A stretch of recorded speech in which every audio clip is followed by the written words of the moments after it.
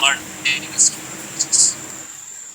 अभी dental problems थोड़े पड़े थे जिसमें हमने पेरियोडोंटल डिजीज, डेंटल कैलकुलस और डेंटल कैरीज को डिस्कस किया था। लास्ट में जैसे डेंटल कैरीज थी हमने डिस्कस किया।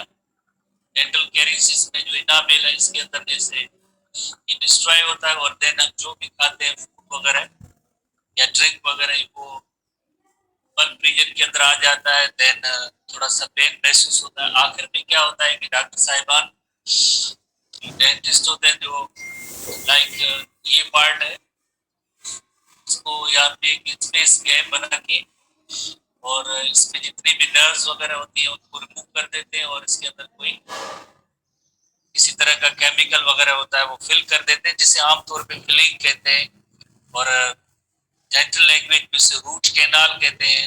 रूट कैनाल करने के बाद जो है ये इस तरह से इसकी कुछ ट्रीटमेंट है। बहरहाल आज हम नेक्स्ट टॉपिक पे आते हैं। Next topic that is oral cavity के हम फंक्शंस डिस्कस करें। ओरल कैविटी के ओरल कैविटी के अंदर जैसे 3 पेयर्स ऑफ सलाइवरी ग्लैंड्स है। There are 3 pairs of salivary glands. कौन से 3 पेयर्स हैं वो हमने पहले ही डिस्कस किए। कौन कौन से 3 पेयर्स हैं? जैसे एक पैरोटिड ग्लैंड है, parotid gland at the base of external years, और इसी तरह से एक सबलिंगुअल ग्लैंड है, टंग या जबान के नीचे सबलिंगुअल ग्लैंड, और तीसरा जो ग्लैंड है pair that is the submandibular gland. Submandibular gland जो यानी लोअर जा के नीचे, ये लोअर जा के नीचे सबमैंडिबुलर लोअर जा, और sublingual gland below the tongue जबान के नीचे जैसे, और at the base of pinna, base of pinna और एक्सटर्नल ईयर, ये तीसरा जो है पैरोटिड ग्लैंड होता है। तो ये 3 जो है पेयर्स हैं ये सलाइवरी ग्लैंड्स है। वर्ड से जाहिर है सलाइवरी ग्लैंड्स जो क्या प्रोड्यूस करेंगे, क्या सीक्रेट करेंगे, सलाइवा सीक्रेशन, सीक्रेशन इनकी होगी। सीक्रेशन का नेम होगा saliva. They secrete saliva, they produce saliva, एक secretion that is called saliva. और उसकी कंपोजिशन में एंजाइम्स भी होते हैं, उसकी कंपोजिशन में एंजाइम्स भी होते हैं। एंजाइम्स जैसे आपको पता है कि डाइजेशन का जो प्रोसेस होता है, डाइजेशन का प्रोसेस जिसकी अगर हम डेफिनेशन बनाएं तो conversion of complex large insoluble food substance, complex large insoluble food substance, insoluble food substance into complex की बजाय ये सिंपल हो जाएंगे फूड मॉलिक्यूल्स। लार्ज की जगह पे ये स्मॉल हो जाएंगे और इनसॉल्युबल की जगह पे सॉल्युबल ये फूड पार्टिकल्स हो जाएंगे bye the action of enzymes. Enzymes की मदद से ये एक्शन होगा। उस अमल को कहेंगे डाइजेशन कहते हैं। ये इस प्रोसेस को कहते हैं डाइजेशन। डाइजेशन में एंजाइम्स का बहुत ही इंपॉर्टेंट रोल होता है जो complex large and insoluble food substances को simple small and soluble food substance में कन्वर्ट करेंगे by the action of enzymes. Enzymes की मदद से होगा। इसी तरह से ये तो एक जिस एंजाइम्स की मदद से जो डाइजेशन होती है उसके डाइजेशन के लिए लफ्ज इस्तेमाल किया जाता है केमिकल डाइजेशन। ऐसी डाइजेशन जो एंजाइम्स की मदद से होती है उसे कहेंगे केमिकल डाइजेशन थ्रू केमिकल्स। कौन से chemicals? That are called as enzymes. कहाँ पे एंजाइम्स है? एंजाइम्स जैसे अभी सलाइवा से ही प्रोड्यूस होना शुरू हो गए। माउथ ओरल कैविटी के अंदर सलाइवा है, उसमें एंजाइम मौजूद है।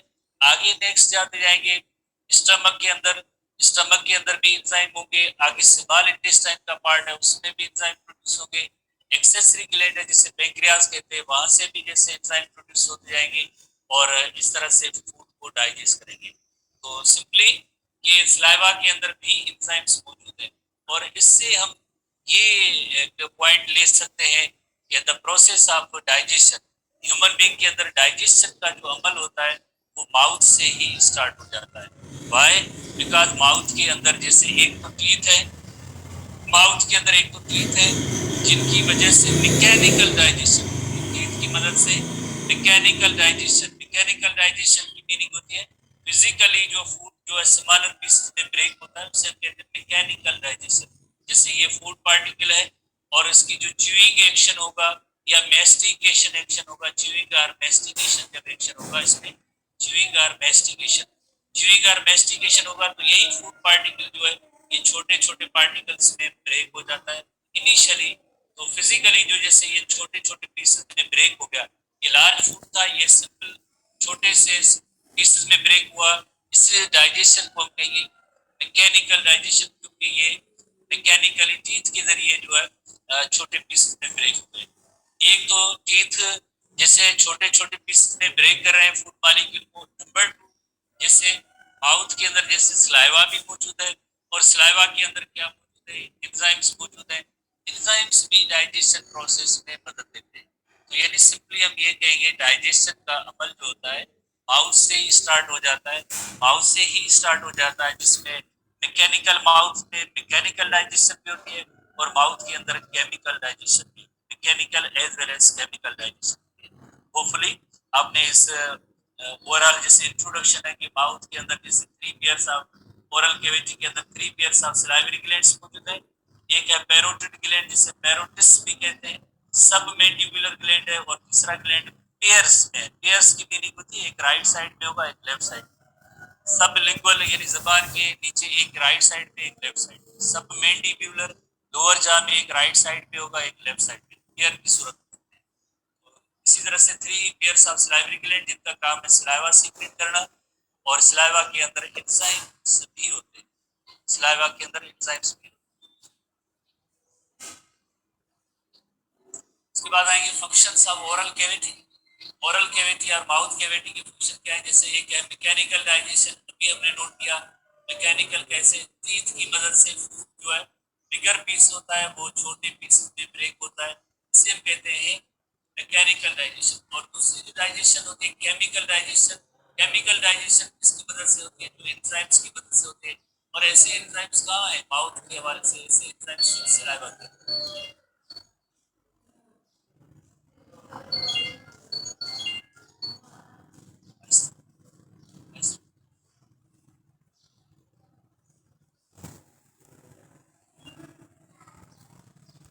Digestion with the help of enzymes होती है। तो माउथ लेवल पे, ओरल कैविटी लेवल पे एंजाइम्स कहाँ पे मौजूद है, जैसे enzymes are present in saliva. Saliva के अंदर एंजाइम मौजूद है, कौन से डिस्कस करते हैं।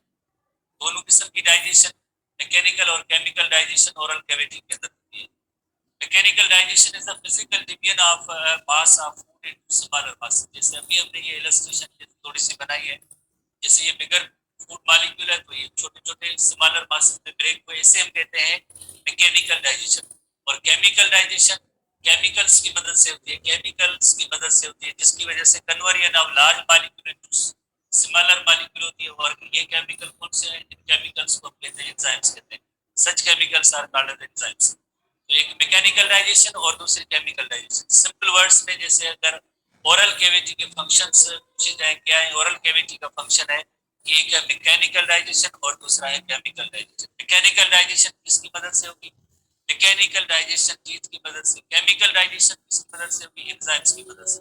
केमिकल डाइजेशन एंजाइम्स की मदद से, और मैकेनिकल डाइजेशन होगी मैकेनिकल डाइजेशन टीथ की मदद से।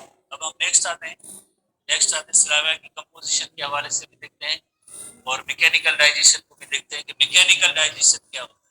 मैकेनिकल डाइजेशन जैसे अभी हमने नोट किया कि जैसे फिजिकली फूड को, जैसे जो बिगर फूड पार्टिकल्स होते हैं उनको स्मॉलर पार्टिकल्स में फिजिकली जैसे ब्रेक किया जाए टीथ की मदद से, च्यूइंग एक्शन की मदद से, मेस्टिकेशन की मदद से, उससे कहते हैं मैकेनिकल डाइजेशन। सो एक इसमें जैसे फूड को हम कुकिंग करते हैं, कुकिंग थ्रू कुकिंग और थारो च्यूइंग, थारो chewing of food destroys the cellulose और स्टार्च कवरिंग। जैसे अक्सर हमारा फूड जो होता है उसमें सेल्यूलोज या स्टार्च वगैरह होते हैं जो पॉलीसेकेराइड है। सेल्यूलोज या स्टार्च जो है ये पॉलीसेकेराइड है, पॉलीसेकेराइड्स होते हैं, पॉलीसेकेराइड्स है। जैसे अगर हम बीज या गंदम की दाने की जैसे बात करें तो उसका कवर जैसे होता है, कवर होता है वो जैसे सेल्यूलोज का था, और उसके अंदर जैसे स्टार्च भी मौजूद है जो पॉलीसेकेराइड है। पॉलीसेकेराइड है यकीनन मोनोसेकेराइड का बना होगा, तो उसको भी जैसे ब्रेक करना होता है तो क्या होता है, कुकिंग एंड च्यूइंग एक्शंस की मदद से क्या होगा, increases the efficiency of the digestion process. जैसे कोई भी फूड होता है, जैसे सबसे पहले हम उसको जैसे कुक करते हैं, कुकिंग करते हैं, कुकिंग करने के बाद ही जैसे हम जो है दूसरे स्टेप में हम च्यूइंग करते हैं। जब मेस्टिकेशन या च्यूइंग नहीं करेंगे तो आगे फूड सही तौर पे हम कहते हैं डाइजेस्ट नहीं होता। उसके डाइजेस्ट सही तौर पे होने के लिए इससे जरूरी है कि हम फूड को कुक भी करें और यहाँ पे ओरल कैविटी के अंदर इसको सही तौर पे च्यूइंग एक्शन के नीचे लाएं, च्यूइंग करें, मेस्टिकेशन करें, ताकि इसमें जो इसकी सरफेस एरिया जो ज्यादा इंक्रीज हो और उसके ऊपर देन एंजाइम आसानी से एक्ट कर सकते हैं। बिकॉज जो हम फूड खाते हैं सिर्फ अपने टेस्ट बड को खुश रखना या स्टमक को भरने के लिए नहीं है, जैसे एपिटाइट जैसे होता है डिजायर टू ईट होती है उस तरह से नहीं, बट आगे इसकी फूड की इस्तेमाल है, यूटिलाइजेशन है। फूड से क्या मिलेगा हमें? फूड जब डाइजेस्ट होगा यकीनन तो इसमें जो एनर्जी बनेगी और energy is necessary for the metabolic activities. और फूड जब डाइजेस्ट होगा तो उसमें जो सिंपलर सब्सटेंसेस में कन्वर्ट होगा, जैसे कार्बोहाइड्रेट सिंपल शुगर में, प्रोटीनियस फूड होगा तो अमाइनो एसिड में, लिपिड्स होंगे तो फैटी एसिड एंड ग्लाइसरोल में। इस तरह से जब ये मॉलिक्यूल जब सेल्स में एंटर होंगे, सेल्स में एंटर होंगे तो उसमें न्यू जैसे प्रोटोप्लाज्म बनेगा, न्यू स्ट्रक्चर्स बनेगी, रिपेयर होगी, ग्रोथ होगी, मेटाबॉलिज्म होगी, वो सब फूड पे डिपेंड करता है। हम ऑटोट्रॉफ तो है नहीं, डेली फूड खाते हैं, तो डेली इंटेक का फूड जरूरी होता है। डेली इंटेक का फूड जरूरी होता है तो आगे क्या होगा, उसमें एनर्जी भी बनेगी, ग्रोथ प्रोसेस में फूड का किरदार होता है, रिपेयर प्रोसेस में किरदार होता है। तो इसके लिए जरूरी है फूड को डाइजेस्ट होना चाहिए। क्यों डाइजेस्ट होना चाहिए? अब कहीं ना डाइजेस्ट हो बस हमने खा लिया है, बिकॉज जैसे कोई भी सेल होता है, जैसे उसकी साइज जो है स्मॉलर है और जो फूड मॉलिक्यूल अभी जो बाहर पड़ा है उसकी साइज जो लार्ज होती है, तो ऐसा लार्ज फूड सब्सटेंस सेल के अंदर एंटर नहीं हो सकते, लार्ज फूड पार्टिकल सेल में एंटर नहीं हो सकता। इसके लिए जरूरी है कि ये जो फूड बिगर मॉलिक्यूल है स्मॉलर मॉलिक्यूल्स में ब्रेक, जब ये स्मॉलर मॉलिक्यूल्स में ब्रेक होंगे तो ये इसमें एंटर हो सकता है। उसके लिए जरूरी है कि फूड को डाइजेस्ट होना जरूरी है, अदरवाइज बिगर जो मॉलिक्यूल है फूड के वो सेल्स के अंदर एंटर नहीं हो सकेंगे।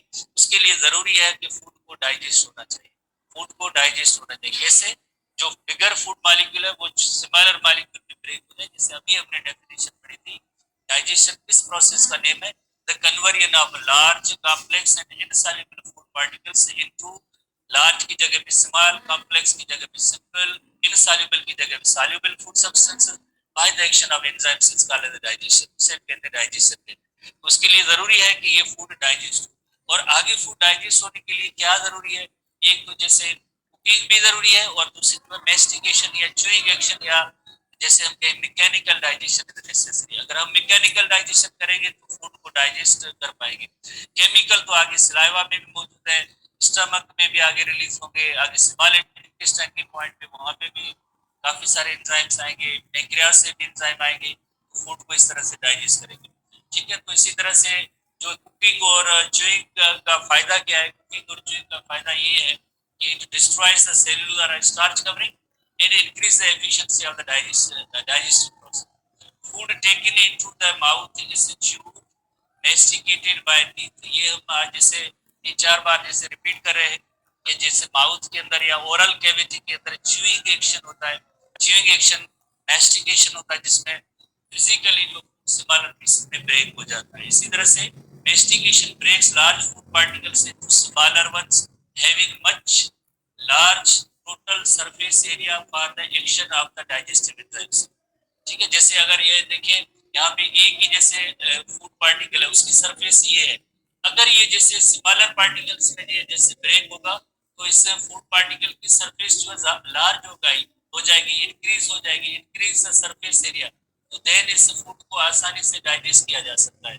वरना अदरवाइज देखिए ये एक ही जैसे फूड पार्टिकल बड़ा है तो उसकी सरफेस एरिया कम है, जब ये छोटे पीसेस में ब्रेक होता है तो उसकी सरफेस एरिया ज्यादा होगी और ज्यादा होने की वजह से एंजाइम का एक्शन भी उसमें इतना ही ज्यादा इफेक्टिवली होता है, फिर जो है आसानी से फूड जो है आसानी से फूड डाइजेस्ट हो सकता है। जरूरी है कि लार्ज सरफेस एरिया रखने के लिए च्यूइंग एक्शन, मेस्टिकेशन एक्शन जरूरी है। मेस्टिकेशन या च्यूइंग एक्शन करेंगे तो सरफेस एरिया ज्यादा होगी, इंक्रीज होगी, और देन जो है इसके ऊपर आसानी से जो एंजाइम्स एक्ट कर सकते हैं, अदरवाइज एंजाइम के लिए सरफेस एरिया कम हो जाएगी। सरफेस एरिया को हम समझने के लिए एक छोटे से इलस्ट्रेशन पे आते हैं। नेक्स्ट पेज पे हम एक इलस्ट्रेशन पे आते हैं कि what is large surface area. जैसे लार्ज सरफेस एरिया थोड़ा सा जैसे देखिए ये एक जस्ट एक 4 इसमें जैसे अगर हम कहेंगे स्क्वायर यूनिट्स हैं, उसके बाद ये ब्रेक हुई है, ब्रेक हुई है तो 8 में, 8 से आगे यही सेम जो है 16 में ब्रेक होते हैं, तो और जैसे छोटे छोटे बॉक्स हो जाते हैं। एरिया वही सेम है, एरिया वही सेम है जो ये एरिया है, बट इसमें क्या हुआ है कि और छोटे छोटे ये ऐसे ब्लॉक्स हो गए, सरफेस ज्यादा एक्सपोज हो गई, ज्यादा एक्सपोज हो गई, तो रिजल्ट क्या होगी, इसकी वजह से हम ये कहेंगे कि इसमें जो है एंजाइम का एक्शन इफेक्टिवली होगा, एंजाइम्स का एक्शन इफेक्टिवली होगा। और यहाँ पे देखिए अगर सरफेस एरिया देखी जाए तो ये एंजाइम के लिए सरफेस एरिया कम है, यही सेम एरिया था, बट जब ये पीसेस में ब्रेक हुआ है तो सरफेस एरिया ज्यादा हो गया, जिसकी वजह से ये एंजाइम एक्शन जो है इफेक्टिवली हुआ, जिसकी वजह से एंजाइम एक्शन इफेक्टिवली हुआ। नेक्स्ट आते हैं, नेक्स्ट हेडिंग पे आते हैं सलाइवा और उसकी कंपोजिशन वगैरह।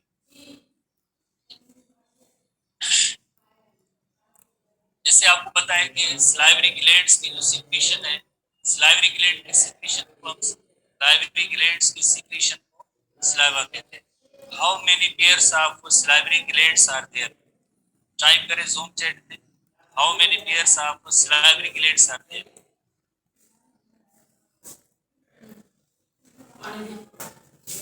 मुजीब रहमान साहब आपके स्टूडेंट क्या बताते हैं, यासिन साहब के साथ 3 पेयर्स ऑफ सलाइवरी ग्लैंड, बहुत ही करेक्ट जवाब दिया है। 3 पेयर्स ऑफ सलाइवरी ग्लैंड्स कौन कौन से, जो थोड़ी देर पहले हमने पढ़े, एक below the pinna, base of the pinna, यहाँ पे जो है पैरोटिड ग्लैंड होते हैं।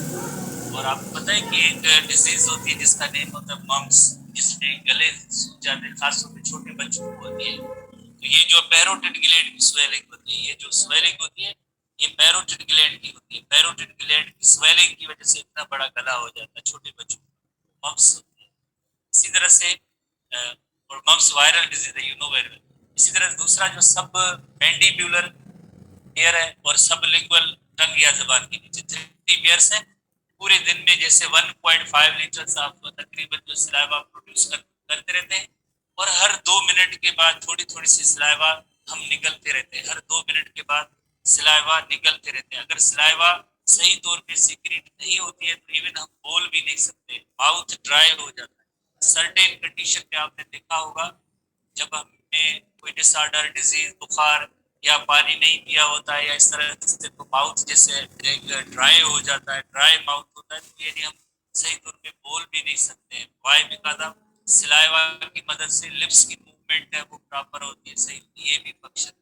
इसी तरह से अगर आप देखें सलाइवा की और भी फंक्शन है, वेरी इंपॉर्टेंट फंक्शन। कौन से इंपॉर्टेंट फंक्शन, इसके अंदर ये है कि 95% वाटर है, 95% वाटर होने की वजह से इट मॉइस्ट द फूड, जो भी हम फूड को च्यू करेंगे, जैसे अगर हम कहेंगे बिस्किट हम यहाँ पे खाते हैं, चाय में डुबोने के बगैर बिस्किट ऐसे खा रहे हैं, बिस्किट तो ड्राई है, बट आप जैसे च्यूइंग एक्शन करेंगे तो वो तो अंदर उसमें थोड़े से स्टिकी मटेरियल भी जैसे आ जाता है, वो मॉइस्चर हो जाते हैं, भीग जाते हैं। तो ये मॉइस्चर होते हैं, एक कौन मॉइस्चर करता है इनको, मॉइस्चर जो है सलाइवा के अंदर जो है म्यूकस सीक्रेशन होती है, म्यूकस जो है सिल्परी सलाइवा सीक्रेशन होती है, इसी की वजह से मॉइस्चर भी हुआ, और देन हम आसानी से उसको सवालों कर सकते हैं। अगर जैसे कोई बीमारी वगैरह होती है, सलाइवा नहीं है, तो इवन हम जैसे फूड को च्यू तो कर सकते हैं, बट आगे जैसे सलाइवा रिलीज नहीं होगी तो मॉइस्चर नहीं होगा, हम इसको जो है सवालों नहीं कर सकते हैं, निगल भी नहीं सकते हैं। वाई बिकॉज सलाइवा की वजह से फूड मॉइस्ट होगा और हम आसानी से उसको जो है सवालों कर सकते हैं, अदरवाइज हम सवालों नहीं कर सकते हैं। इसी तरह से अगर हम देखें और क्या फंक्शन है सलाइवा का, और ये फंक्शन है कि इसके अंदर 2 एंजाइम्स होते हैं। एक होता है सलाइवरी अमाइलेज होता है, जैसे सलाइवरी अमाइलेज जब हम लफ्ज इस्तेमाल करते हैं तो यानी ऐसा अमाइलेज जो सलाइवा के अंदर मौजूद है, सलाइवरी अमाइलेज। बिकॉज एक और अमाइलेज होता है जिसका नेम है पैंक्रिएटिक अमाइलेज, जो पैंक्रियास से रिलीज होता है, और दोनों का काम जो होता है, जैसे कार्बोहाइड्रेट की डाइजेशन है, अमाइलेज लफ्ज मौजूद है तो ये कार्बोहाइड्रेट को शो करता है, तो दोनों का काम तो कार्बोहाइड्रेट की डाइजेशन है। सलाइवरी अमाइलेज क्या करता है, सलाइवरी अमाइलेज स्टार्च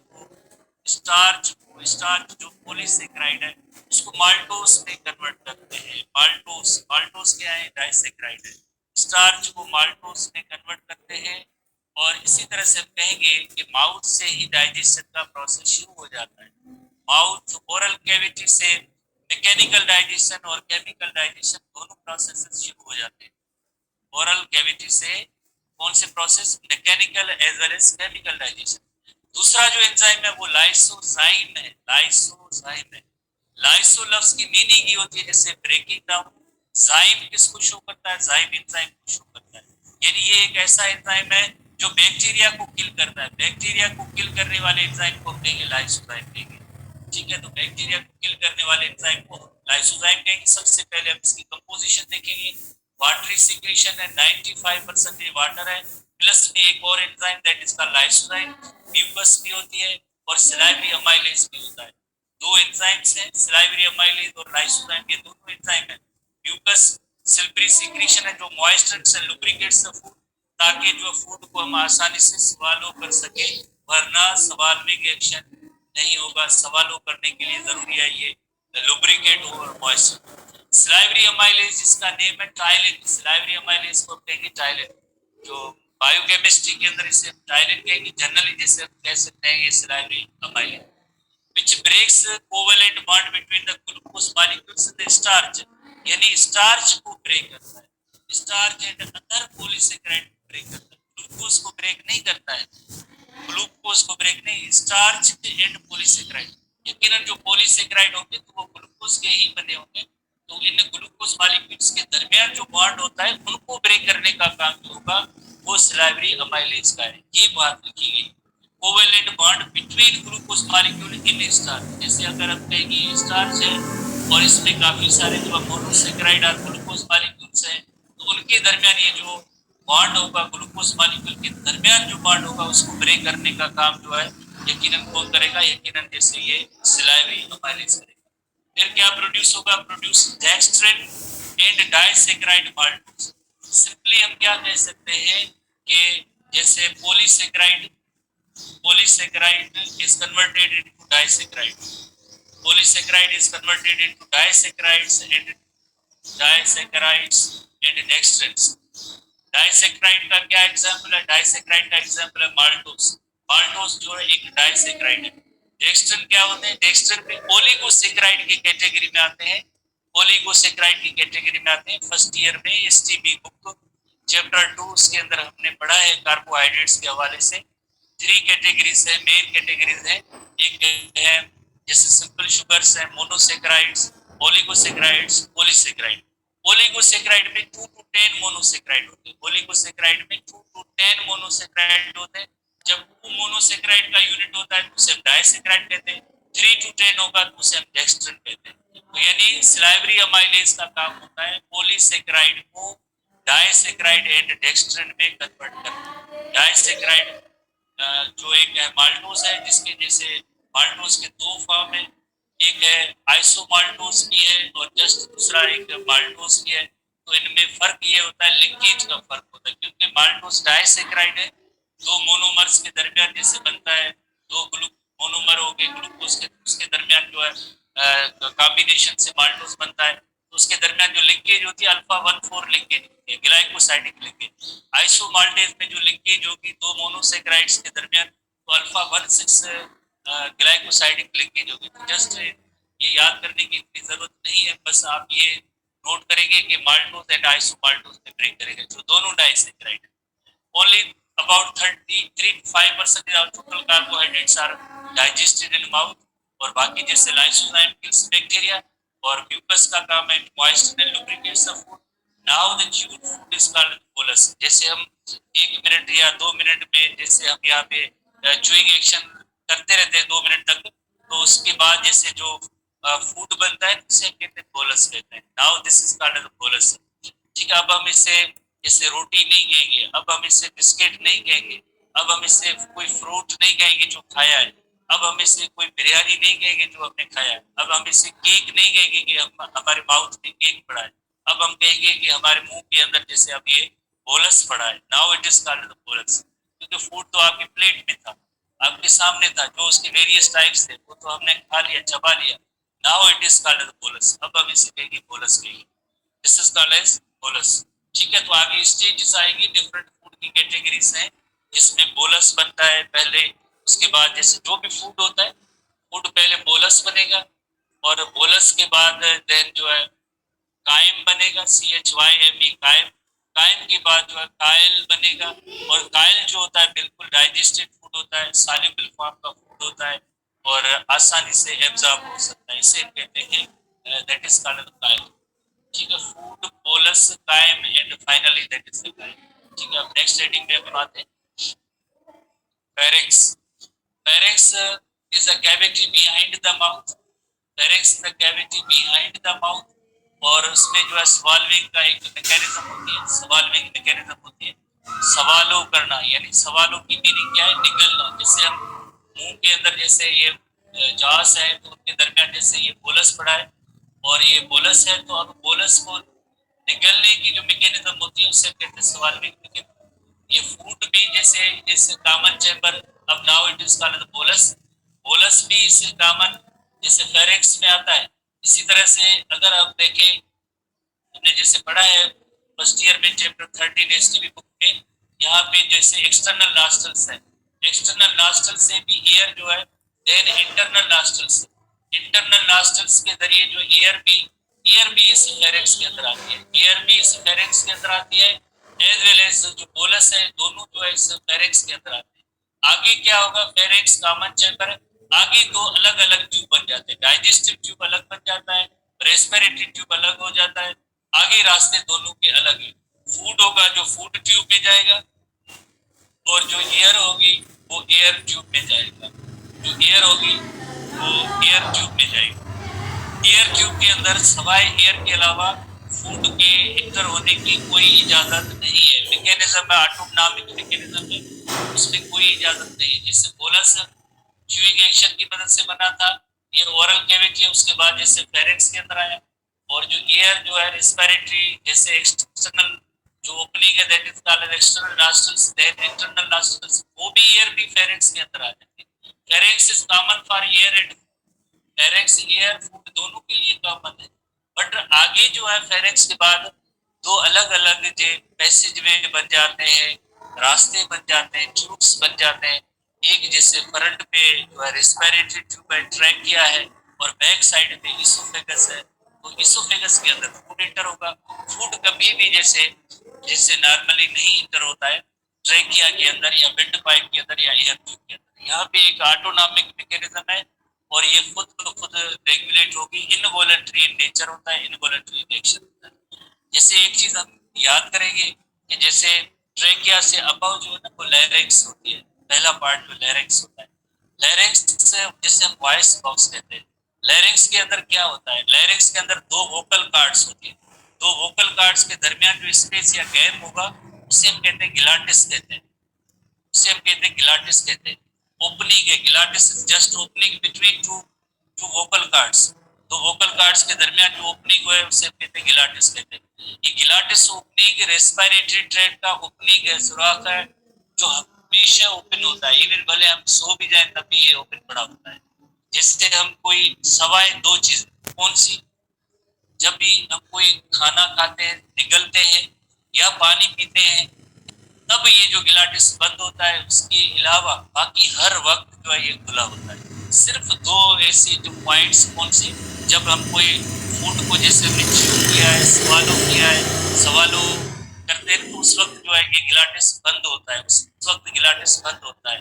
पानी पीते हैं तो उस वक्त गिलाटिस बंद होता है। तो जैसे मैंने कल भी परसों जैसे हमने डिस्कस किया था कि जब हम पानी गिलास का या मिनरल वाटर की जो बॉटल है एक टाइम पे जैसे पी लेते हैं, तो उसके बाद जैसे उस वक्त हमारा जो सांस, दूसरे लफ्जों में हम कहते हैं हमारा रुका हुआ है। क्यों रुका हुआ है, बिकॉज उस वक्त जैसे ये एयर ट्यूब है, ये गिलाटिस है, गिलाटिस क्लोज होता है, इंटरनल नॉस्ट्रल्स भी क्लोज होती है। जब कोई भी पी रहे होते चीज या खा रहे होते उन उस वक्त ये दोनों ओपनिंग्स बंद होते हैं। कौन से दोनों ओपनिंग्स बंद होते हैं, कौन से दोनों ओपनिंग बंद होते हैं, एक होती है ये इंटरनल नॉस्ट्रल्स। इंटरनल नॉस्ट्रल्स को कौन क्लोज कराता है, टाइप करेंगे आप, इंटरनल नॉस्ट्रल्स को कौन क्लोज कराता है,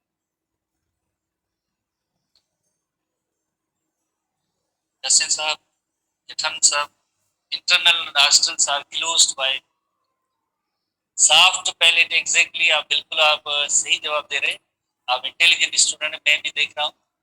सबने जो है सही जवाब दिया है, सॉफ्ट पैलेट होता है। ठीक है, सॉफ्ट पैलेट अपवर्ड पुश हो जाता है और उसकी वजह से जो है ये इंटरनल नॉस्ट्रल्स हैं ये क्लोज हो जाते हैं। सॉफ्ट पैलेट अपवर्ड पुश हुआ तो इंटरनल नॉस्ट्रल्स क्लोज हुआ, तो उसके बाद ये फ्रेश दूसरी एयर भी नहीं आएगी और फूड भी इन नॉस्ट्रल्स के अंदर नहीं जाएगा। देखो ये दूसरा फायदा, ये फूड जो है या पानी जो आप पी रहे हैं तो अब ये इंटरनल नॉस्ट्रल्स के अंदर नहीं जाएगा। जिसका अगर सॉफ्ट पैलेट सही सलामत है, काम कर रहा है, तो अपवर्ड जा रहा है, अपवर्ड डायरेक्शन में जाएगा और यहाँ पे इंटरनल नॉस्ट्रल्स क्लोज हो जाएगी। अब दूसरा रास्ता कौन सा बचा? दूसरा रास्ता कौन सा बचा? टाइप करें कि जिसमें फूड ना जाए या पानी ना जाए, वो दूसरा रास्ता कौन सा है? एयर ट्यूब है और उसका जो ओपनिंग है दैट इज कॉल्ड ग्लाटस, उसको भी बंद होना चाहिए। जैसे ट्रैफिक सिग्नल होता है, ट्रैफिक सिग्नल आजकल तो जैसे सब इलेक्ट्रॉनिक हो रहा है, कोई सार्जेंट वगैरह नहीं होते सिग्नल्स वगैरह पे, वरना क्या होता है कि एक जगह पे खुद खड़े होते हैं, दूसरी जगह पे ऐसे इशारा देते हैं या ऐसे इशारा देते हैं कि आप बंद हो जाए, ताकि एक ट्रैफिक का फ्लो जो है एक डायरेक्शन में हो।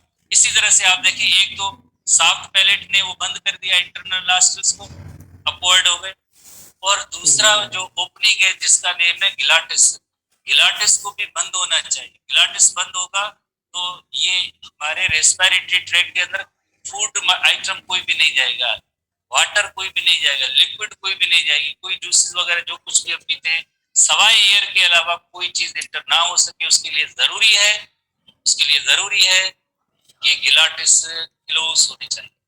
अब गिलाटिस को कौन क्लोज करेगा? जैसे आपने इंटरनल नॉस्ट्रल्स के लिए तो आपने बता दिया, आपने बताया था सॉफ्ट पैलेट, अब गिलाटिस को क्लोज कौन करेगा? टाइप करेंगे, कुछ आइडियाज हैं आपके पास? आप देख रहे हैं आपके मैसेजेस को,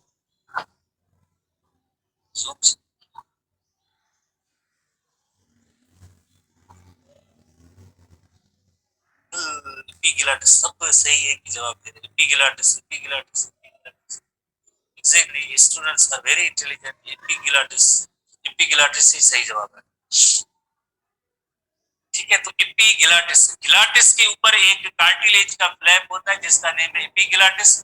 एपिगिलाटिस हमेशा एलिवेटेड पोजीशन में होता है, और भी आप याद रखें, एलिवेटेड, एलिवेटेड की मीनिंग होती है रेस्ड पोर्शन है, ऊपर यानी ऊपर है, एलिवेटेड है। जैसे कभी आप पानी पिए या कोई खाना निकले तब थोड़ा सा प्रैक्टिकली आप यहाँ पे अपने तौर पे भी देख सकते हैं, कोई और भी पानी पी रहा होता है उसको भी देख सकते हैं कि जैसे हम लेग से निकलते हैं तो ये जो पोर्शन है ये जो है ये डाउन हो जाता है, ये डाउन हो जाता है किस पे? ये एपिगिलाटिस है, गिलाटिस को क्लोज कर देता है ताकि जो फूड ट्यूब ओपन हो और उसके अंदर जो फूड एंड ड्रिंक्स चले जाए। तो ये मैकेनिज्म होती है। तो आपने बहुत ही अच्छे तरीके से समझ लिया और जवाब दे दिया कि यानी गिलाटिस डाउन होगा, गिलाटिस डाउन होगा तो एपिगिलाटिस डाउन होगा तो गिलाटिस क्लोज होगी, एपिगिलाटिस डाउन होगा तो गिलाटिस क्लोज होगी, तो कौन सा ट्यूब खुलेगा? फूड ट्यूब खुलेगी। एपिगिलाटिस हमेशा एलिवेटेड पोजीशन में होता है, हमेशा एलिवेटेड पोजीशन में होता है। क्यों होता है?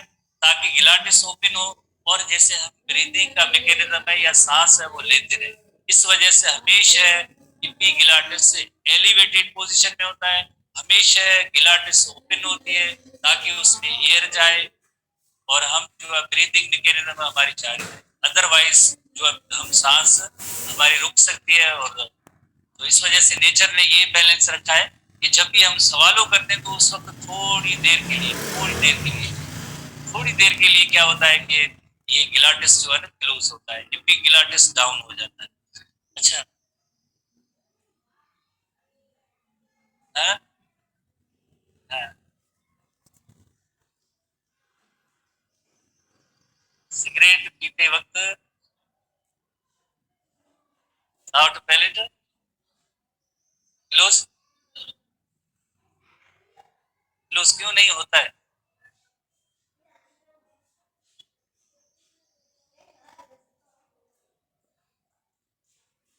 सिगरेट का धुआं भी मुंह के अंदर भर जाएगा, यकीनन थोड़ा बहुत बंद होगा, फिर एयर भी मिक्स हो जाएगी आपके सिगरेट के साथ साथ। ये स्टूडेंट के बहुत इंटरेस्टिंग क्वेश्चन है। जैसे कल परसों एक इसी तरह का एक क्वेश्चन था कि अंक प्लांट के बारे में था। कि थर्ड डेजर्ट के अंदर जो है ना, इससे था जेठा में कैसे था, एक सवाल आपने नोट किया था यासिन साहब, आपने भी शायद बताया था कि अक प्लांट जो है ना वो अगर घर की छत वगैरह पे रखेंगे तो लाइटनिंग का असर नहीं होगा शायद ऐसे, ठीक है, थर्ड डेजर्ट के अंदर। तो ये तो बहुत ही बड़ा रिसर्च का टॉपिक है, रिसर्च का टॉपिक है। अभी इस पे रिसर्च हुई नहीं है, रिसर्च नहीं हो जो साइंटिफिक रिसर्च में आपको बताऊं कि अक प्लांट की वजह से क्या होता है। यकीनन मैं सर मुमताज साहब से कहूंगा कि ये फिजिक्स का फिनोमेना है, फिजिक्स से रिलेटेड है कि लाइटनिंग क्यों होती है, तो आपको जरा बताएंगे। बट अक और लाइटनिंग का आपस में कोई कनेक्शन नहीं है, अक और लाइट।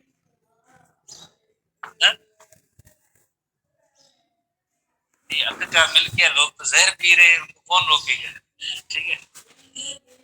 नशा, जहर मीन्स नशा, नशा सब इस्तेमाल करते हैं, ये जहर है, फिर भी जो है नस्वार पान गुटखे सिगरेट, सिगरेट के अंदर 4000 से ज्यादा केमिकल पी रहे, कौन रोकता है, कोई नहीं रोक सकता।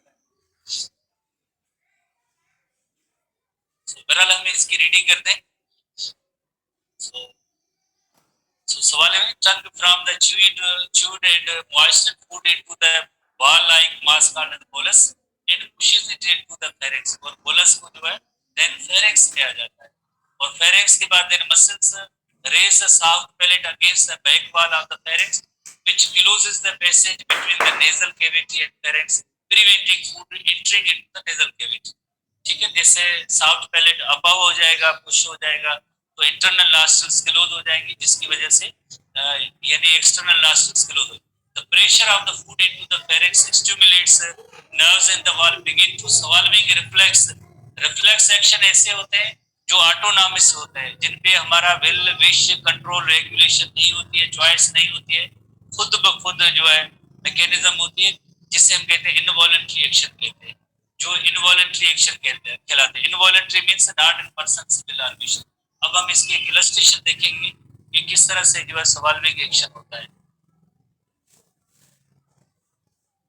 सवाल्विंग एक्शन, जैसे सवाल्विंग जो मैकेनिज्म है, सवाल्विंग जो इनवॉलंटरी है, एसटीबी बुक के अंदर ऐसी पॉइंट्स मौजूद हैं, डायग्राम इधर आप देखिए एसटीबी में बहुत ही आसान तरीके से लिखा हुआ है। जैसे आप देखिए जब आप फूड च्यू करते हैं, जैसे ये बोलस बना है, ग्रीन कलर का जो ये बोलस है और ये टंग है, जैसे हम थोड़ी देर के लिए फूड को चबाएंगे तो टंग की मदद से थोड़ा सा हल्का सा पुश देते हैं जब भी हम निगलना चाहें। जितनी देर तक हम अपने माउथ ओरल कैविटी के अंदर रखना चाहे उस फूड को जो च्यू करते रहते हैं, जैसे च्यू करेंगे उसके बाद थोड़ा सा हल्का सा जबान की मदद से उसको पुश देते हैं, ऐसे धक्का देते हैं, तो क्या होगा, फूड जो है फेरिंक्स में चला जाता है, फूड जो है फेरिंक्स में चला जाता है।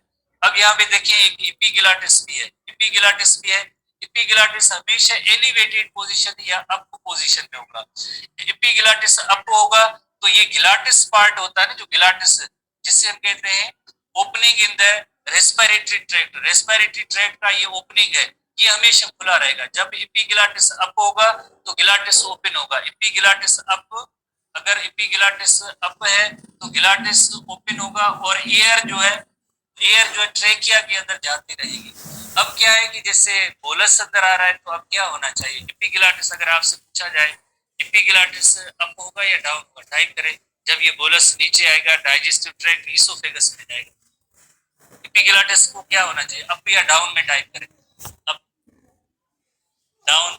और गिलाटिस को आप टाइप करेंगे कि उस वक्त ओपन होगा या क्लोज होगा, टाइप करें, क्लोज होगा। बस यही मैकेनिज्म आपने समझ ली, इस मैकेनिज्म को हम सवाल्विंग मैकेनिज्म कहते हैं, ठीक है। गिलाटिस जैसे क्लोज होगा जब सवाल्विंग एक्शन होगा, तो ये जो बोलस होगा जब इस फूड ट्यूब में जाएगा तो गिलाटिस क्लोज हो जाएगा, और इपिग्लाटिस जो है ये डाउन होगा, नीचे होगा, तो इस तरह से जो रेस्पिरेटरी ट्रैक्ट है वो क्लोज, जैसे हम कहेंगे उसमें यार आप नहीं जा सकते, सिर्फ फूड पास होगा। तो दूसरी हम डायग्राम देखेंगे, बट उससे पहले ये सबसे पहले इपिग्लाटिस एलिवेटेड पोजीशन में होगा, tongue forces the bolus against the soft palate and closes the nasal cavity. साथ साथ में टंग जो है यहाँ पे नेजल कैविटी भी क्लोज हो जाएगी, इंटरनल नॉस्ट्रिल्स भी क्लोज हो जाएगी। अब जो बोलस जो है फेरिंक्स और देन जो आगे यकीनन जो कहा जाएगा इसोफेगस की तरफ जाएगा, इसोफेगस। दूसरी इलस्ट्रेशन है, दूसरे इलस्ट्रेशन में यही है, आप देख रहे हैं कि जैसे ये अब दोनों डायग्राम को जरा थोड़ी सी आप जल्दी में कंपेयर करेंगे। जैसे ये एपिग्लाटिस अप है, एपिग्लाटिस को देखें, एपिग्लाटिस अप है, अब देखिए एपिग्लाटिस डाउन होगा। एपिग्लाटिस डाउन है तो ये ग्लाटिस जैसे देखिए अलग हो गई है। और फूड जो है, अब फूड जो है सिर्फ फूड ओपनिंग के लिए, ये इसोफेगस में जाने के लिए जैसे ये फूड जाएगा। अब इस वक्त जो है ग्लाटिस जो है अप एंड क्लोज हो गई है और एपिग्लाटिस जो है वो डाउन हुआ। एपिग्लाटिस डाउन हुआ है, एपिग्लाटिस डाउन हुआ है, ग्लाटिस क्लोज हो गई है। और इस वजह से क्या हुआ है कि इसोफेगस वाला ओपनिंग है ये ओपन हो चुका है और फूड जो है सिर्फ इसमें इसोफेगस में जाएगा। फूड जो है कभी भी जिस तरह से इस रेस्पिरेटरी ट्रैक्ट में नहीं जाएगा, बट एक जगह पे जा सकता है। कैसे?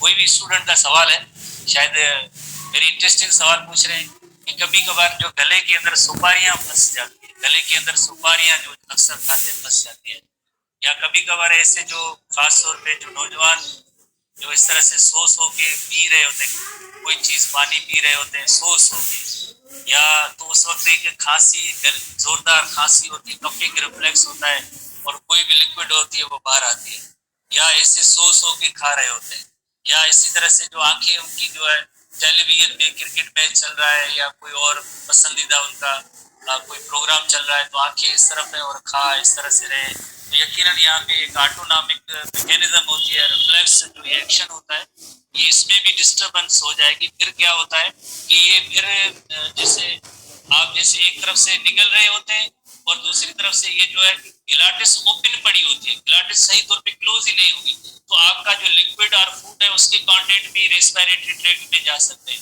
सुपारियां भी देन जो है रेस्पिरेटरी ट्रैक्ट में जा सकती है, देन डेथ हो जाता है। आपको पता है कि अगर यहाँ पे देन फंस गई तो उसके बाद डेथ हो सकता है सुपारी की वजह से।